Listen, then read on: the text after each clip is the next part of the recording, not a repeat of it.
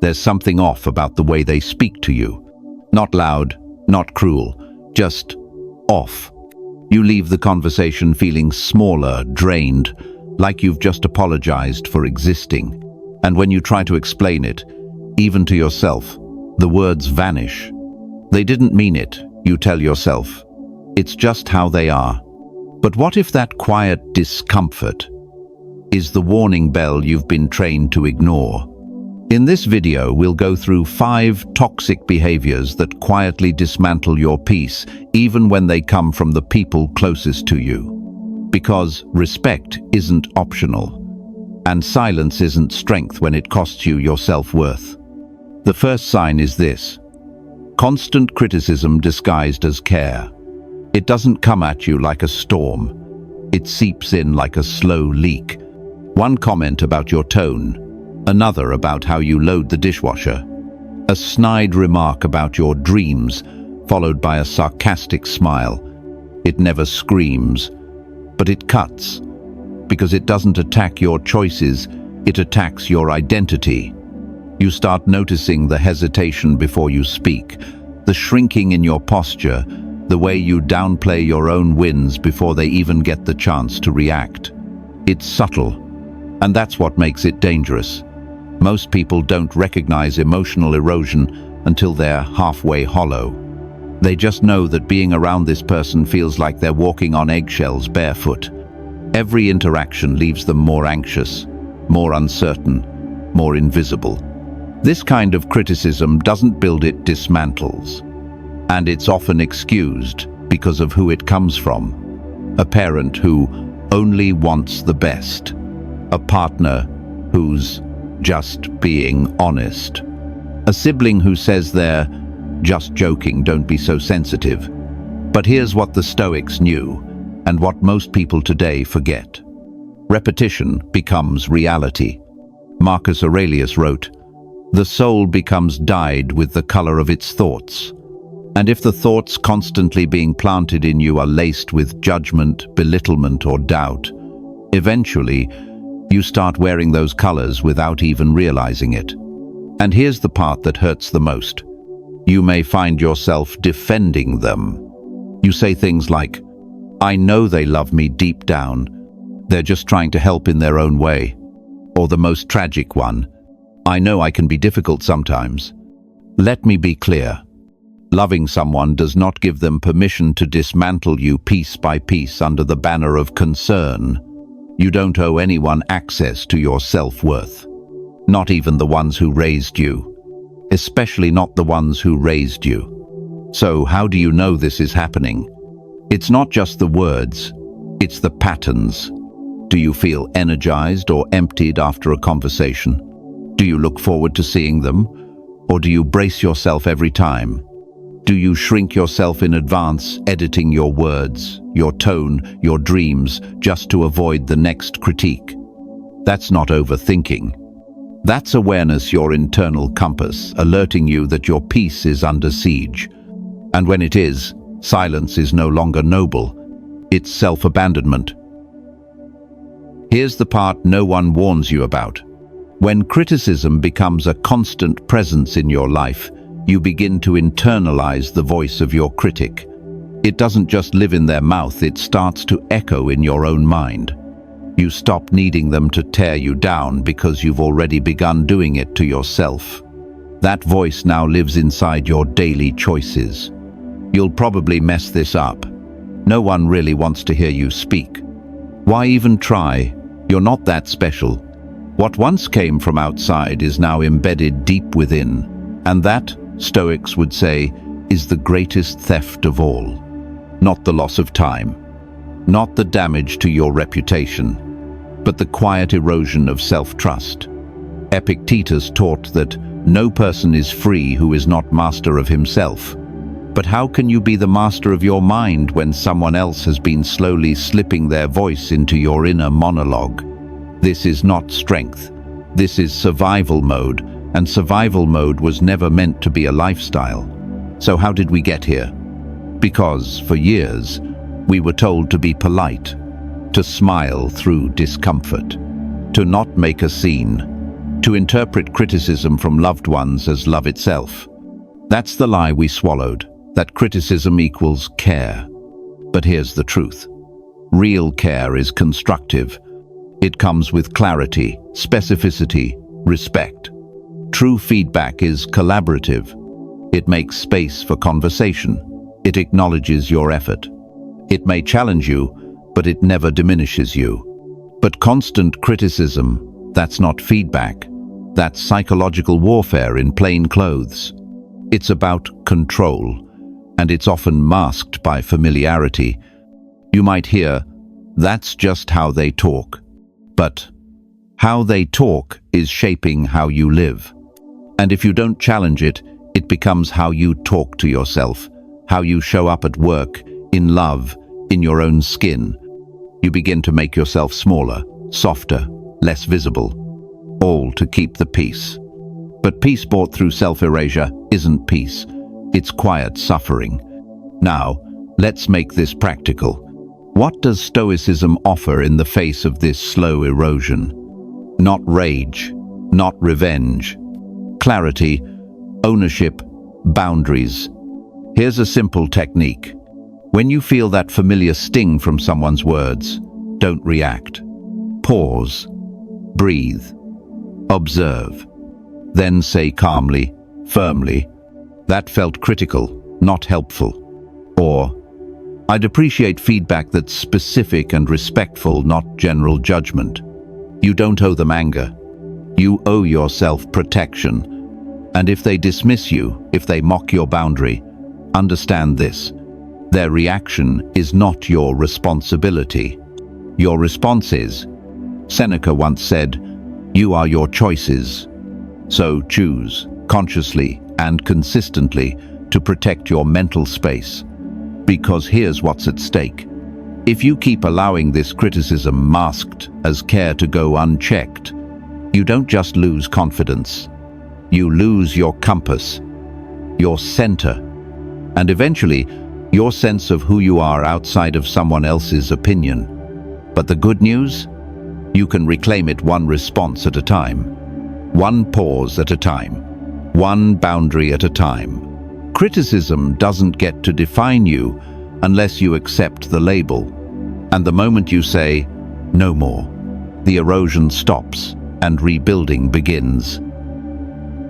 A woman stood in her own kitchen barefoot, in a robe, and still felt like a guest in her house. Because he was already there.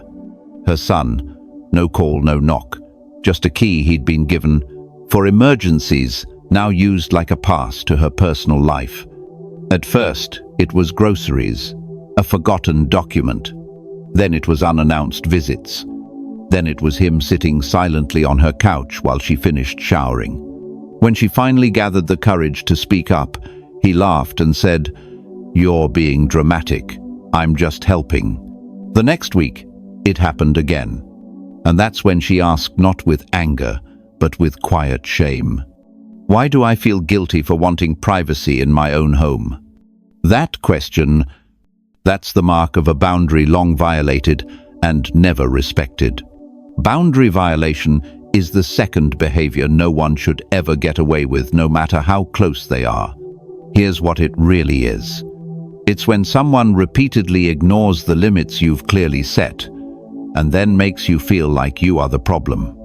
Not because they don't understand, but because they don't care. Not really.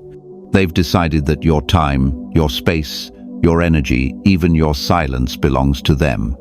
And here's the trick. It doesn't always look aggressive. Sometimes it comes wearing concern. Sometimes it's framed as love. Sometimes they call it just being close. But let's be clear. Closeness is not control. Love is not license. And just being family is not a free pass to override your autonomy. From a Stoic perspective, boundaries are more than comfort zones, they are a form of self-governance. Epictetus said, "No man is free who is not master of himself." That includes mastering how you let people into your space physically, emotionally, and mentally. The Stoics didn't build walls. They built citadels, strongholds of reason, guarded from intrusion. Your personal boundaries are your citadel. But here's the danger. If you keep letting the door swing open without consequence, you're not building strength. You're surrendering stewardship. Let's break it down. You say you don't want surprise visits. They keep coming. You ask for certain topics to be off limits. They bring them up again. You say you're busy. They guilt trip you for not replying fast enough. That's not forgetfulness. That's testing. It's seeing how far they can stretch you before you snap or give in. And if you do nothing, if you stay quiet, they learn that your boundaries are suggestions, not standards. So how do you respond stoically, firmly? Start with clarity. Drop the emotion, drop the over-explaining. Just state the line and hold it. I need you to call before coming over. I won't discuss this topic anymore. I'm not available at that time. And then, most importantly, if the behavior continues, follow through. Because here's the hard truth most people avoid. Boundaries without consequences are invitations. You are not punishing them. You are preserving yourself. Real love respects limits. It may not understand at first. It may push a little, out of habit, but it will adjust, ask, respect, because those who love you don't want access to everything. They want connection, and that starts with mutual respect. So ask yourself, how many times have you said yes just to avoid a scene? How many times have you stayed silent because it's just easier? Maybe it was necessary once, but it's not acceptable now. Your peace is sacred. Your home is yours, and your boundaries are not up for negotiation. Have you ever left a conversation and felt like you lost something but couldn't quite name what it was? Maybe it wasn't loud. Maybe it wasn't mean. But it left you doubting everything you just said. And worse, everything you just felt. That's not confusion. That's gaslighting. And it's the third behavior no one should ever get away with. Not your boss, not your partner, and certainly not your family. Gaslighting doesn't shatter you all at once. It's a slow rewiring, a quiet erasure of your intuition, your internal compass. It starts with small phrases. You're overreacting. I never said that. You always twist my words. You're being too sensitive. They don't sound like violence, but they are. Because they don't argue with you, they erase you. Over time, your memory becomes unreliable. You start second-guessing your instincts. You edit your emotions before you express them. You begin handing over your certainty in exchange for temporary peace. And what's even more painful is that you don't even realize it's happening until you can no longer tell the difference between your intuition and your anxiety. That's not a miscommunication. It's a system of control. And if you've already experienced constant criticism, this hits twice as hard. Why? Because you've already been trained to doubt your value. Now, they teach you to doubt your reality. And the worst part? You start blaming yourself. You think, maybe I really did remember it wrong. Or, maybe I am too emotional. That's not humility. That's programming. So, what does Stoicism offer us here? Marcus Aurelius warned, "The opinion of 10,000 men is of no value if none of them know the truth." Gaslighters don't want truth. They want authority over your perception of it. So you stop trying to win the argument. Because a gaslighter doesn't want resolution.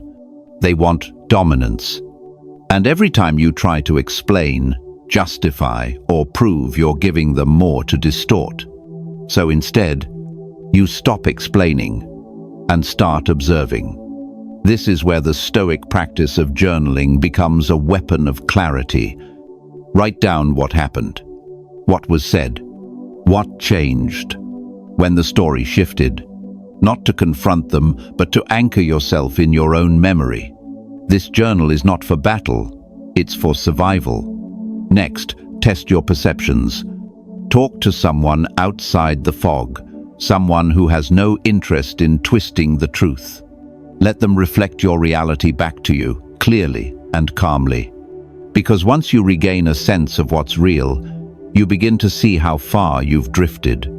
And then, the final move. Set a boundary with a consequence. Not a threat. Not an emotional plea. A boundary with a door and a lock. When you twist my words, I will end the conversation. If this continues, I will limit how we interact. I am no longer engaging in circular arguments that go nowhere. And then follow through. No drama, no rage, just distance. Because here's the harsh truth. Someone who repeatedly makes you feel like you're losing your mind is not someone who deserves access to it. Not anymore. They don't get to hijack your inner world. And just like with constant criticism, the goal isn't confrontation. It's reclamation. Reclaiming your clarity. Reclaiming your intuition. Reclaiming that calm inner voice that says, "Number, I remember what happened. I know what I felt, and that matters." Emotional manipulation is not a joke. It's not a difference in perspective. It's not a misunderstanding. It is warfare waged slowly and wrapped in fake affection. And the moment you stop mistaking it for love is the moment you remember who you were before every conversation became a negotiation with reality. There's a kind of silence that doesn't feel peaceful. It feels shattered. It comes right after the moment you realize someone lied to you. Not a slip, not a misunderstanding. A lie intentional, calculated, and delivered with a straight face. And in that instant, something breaks. Not just the trust between you and them, but something deeper. The sense that the world made sense 5 minutes ago, and now it doesn't. That fracture is not just emotional, it's existential. Because chronic dishonesty, the fourth behavior you must never tolerate, doesn't just harm your connection to others, it destabilizes your connection to yourself. Let's get one thing straight. Lies are not neutral, even the small ones, because they don't just deceive, they disorient. When someone lies consistently, you don't just lose trust in them, you lose trust in your intuition. You start second-guessing what you saw, what you heard, what you felt. You replay conversations in your mind, hoping you missed something, praying that you were wrong, not betrayed. But you weren't wrong. They lied, and not by accident. And here's the most sinister part. It's not the big lies that do the most damage. It's the slow drip, the half-truths, the stories that shift slightly each time. The promises never kept. The "I forgot." The "you're overthinking." The convenient omissions that always protect them. Never you. Every time they lie and get away with it, they rewrite reality. And you? You become the editor, constantly adjusting your memory, your boundaries, your standards, just to keep the relationship afloat. That's not love. That's labor. Emotional labor, with no return on investment. From a Stoic perspective, dishonesty is not just a moral failing. It's a violation of clarity, and clarity is everything. Seneca said, "Truth is the first lesson of friendship," because without it, there is no relationship, only performance. You're not loved, you're managed, you're not seen, you're manipulated into silence. And the person in front of you? They're not partnering with your truth. They're negotiating against it. So what do? You stop listening to words. You start watching patterns.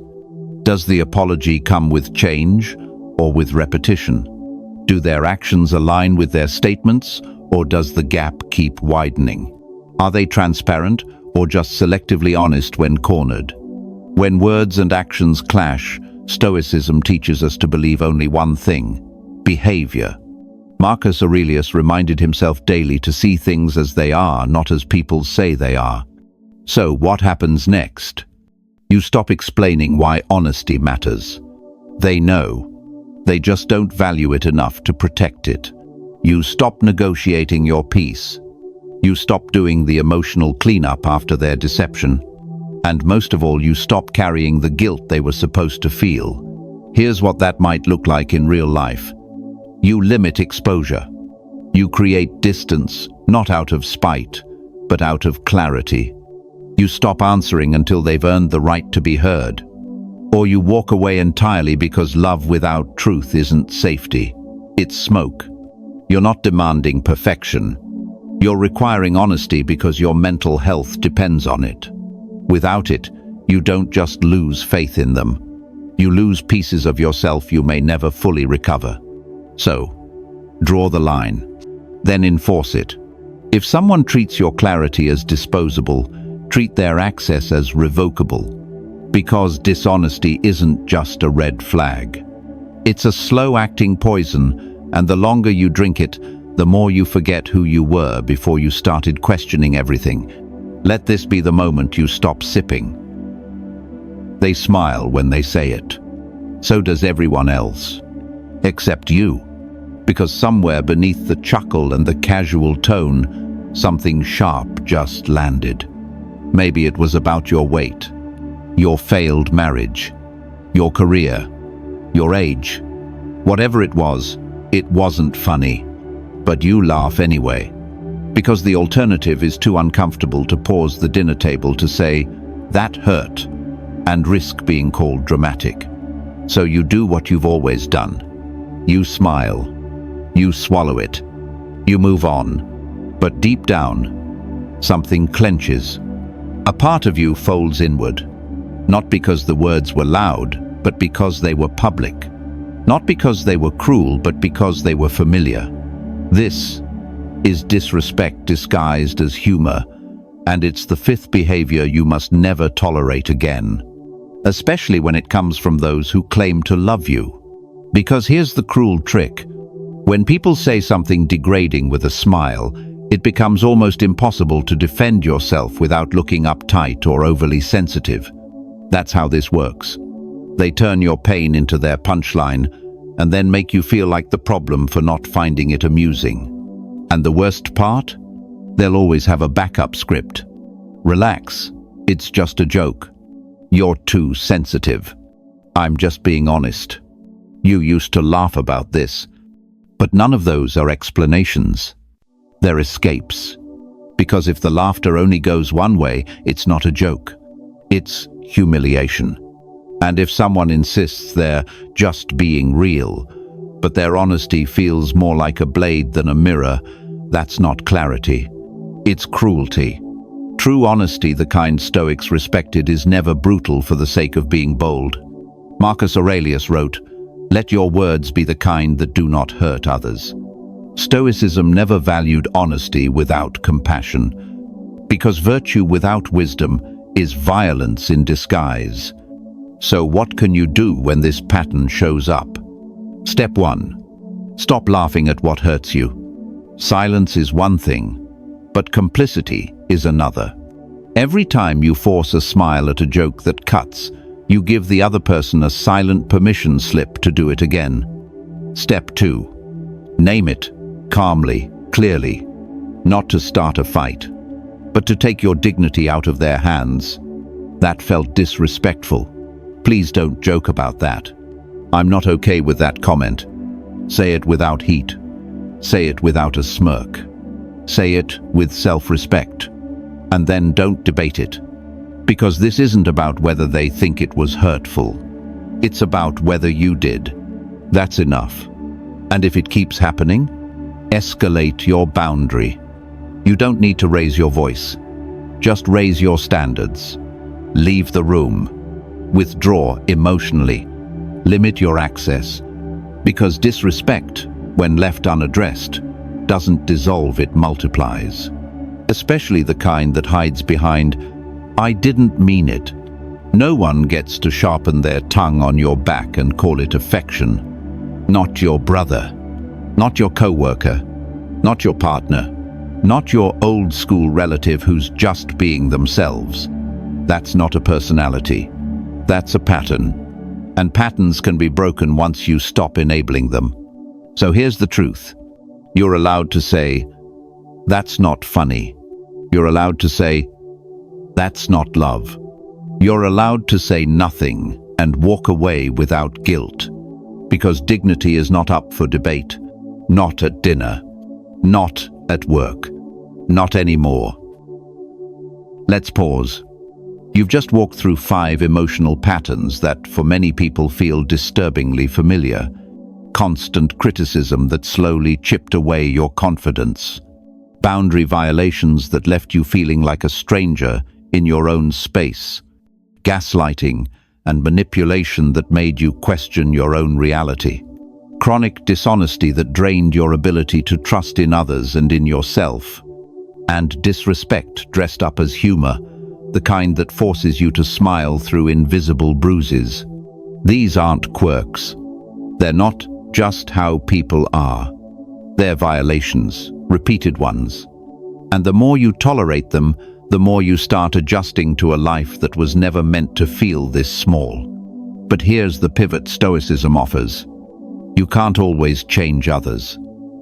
But you can always reclaim your role as guardian of your inner life. Epictetus taught, "We suffer not from the events in our lives, but from our judgment about them." And this isn't about blame, it's about ownership. You don't control what they do, but you absolutely control what you allow, what you accept, and what you repeat. So, how do you begin? Not by declaring war, but by declaring sovereignty. Let me give you 3 simple Stoic techniques to help you protect your peace practically and powerfully. 1. The pause, Stoic response reset. Before you react, especially in heated or confusing moments, stop. Take 3 deep breaths. Mentally, step outside the situation and ask, is this about me, or about their need to control how I feel? This pause rewires your instinct from reaction to reflection. It puts you back in the pilot seat.